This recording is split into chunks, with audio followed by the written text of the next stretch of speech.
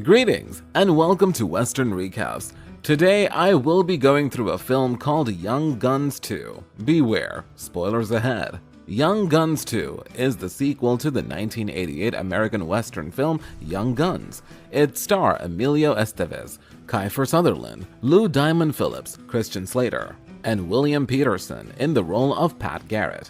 Jeff Murphy directed the film and John Fusco wrote it. It recounts Billy and Kid's Emilio Estevez's life in the years following the Lincoln County War, in which Billy was a member of the Regulators, a gang of roughly 6 extremely talented gunmen avenging the killing of John Tunstall, and the years leading up to Billy's reported death.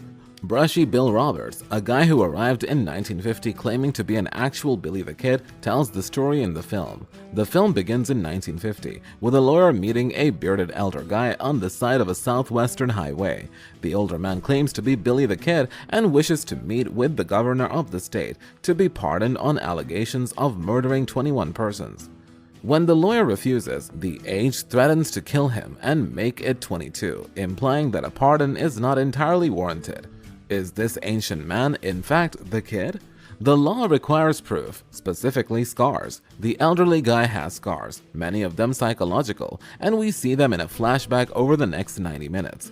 Many of the fatalities that occurred during the Battle of Lincoln were simply attributed to Billy, despite the fact that so many individuals shot at one time that it would be hard to establish who shot whom with the investigation tools available at the time. With today's evidence, only 10 persons can be determined to have been killed by Billy the Kid, and at least a couple of them were in self-defense. Bill's narrative begins in 1879, when the legendary criminal forms a new gang alongside Arkansas Dave Rudabaugh and Pat Garrett. Following the Lincoln County War, New Mexico Governor Lew Wallace issued arrest warrants for all those involved. Billy's erstwhile buddy, Doc Scurlock, now a school teacher in New York, is arrested and jailed alongside fellow regulator Jose Chavez and their old rivals. Billy, New Mexico's most wanted man, now meets with Governor Wallace, who pledges to pardon him provided he testifies against the Dolan-Murphy alliance. Instead, Billy realizes that he has been duped into being detained and denied the opportunity to present evidence. He flees with Dave and Garrett, pretending as a local gang to liberate Doc and Chavez, who unwillingly joins them on the Mexican Blackbird path to Mexico.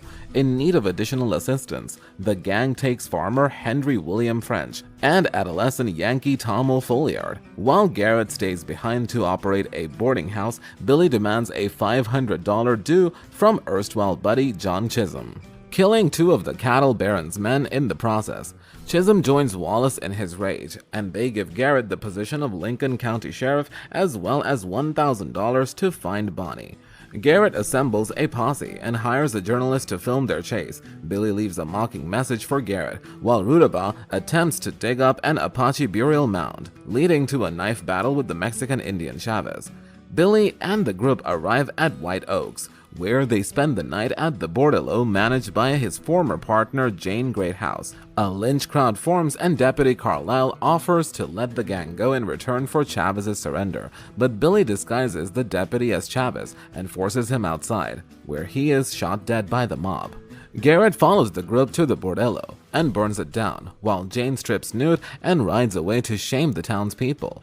Garrett's posse pursues the group, and Tom is fatally shot by Garrett, prompting Billy to explain that the Mexican Blackbird was a pretext to keep the gang together. Doc attempts to return home but is shot by one of Garrett's men and sacrifices himself to let his comrades escape, even though Chavez is injured and Billy is imprisoned. Billy is sent to Lincoln and sent to death, and Jane visits him. She abandons him in the outhouse with a revolver, which he employs to murder 2 guards and flee to Fort Sumner. Billy locates his group, but Dave has escaped to Mexico, leaving a dying Chavez to face his fate alone. That night, a defenseless Billy confronts Garrett and requests permission to go to Mexico, while Garrett informs the authorities that he murdered him. Garrett disagrees, certain that Billy will not be able to resist returning to the United States, and prepares to shoot Billy in the back. Billy is buried in the morning, but Garrett's house is stolen by an unknown stranger.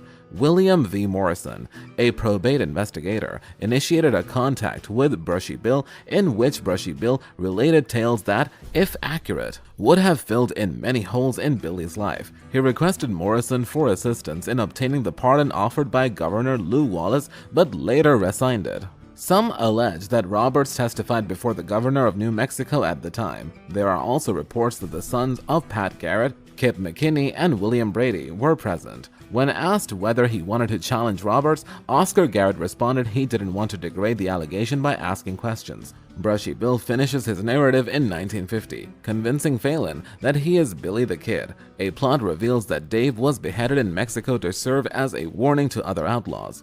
Garrett's book was a failure, and he was shot and murdered in 1908. Brushy Bill met with the governor of New Mexico, but amidst corroborative evidence from several surviving Billy the Kid friends, he was completely debunked and ended up dead less than a month later. Irrespective of whether he was Billy the Kid remains unknown. Thanks for watching, and don't forget to subscribe to our channel and press the bell icon to never miss out on interesting movie recaps from our side. Until then, cheers!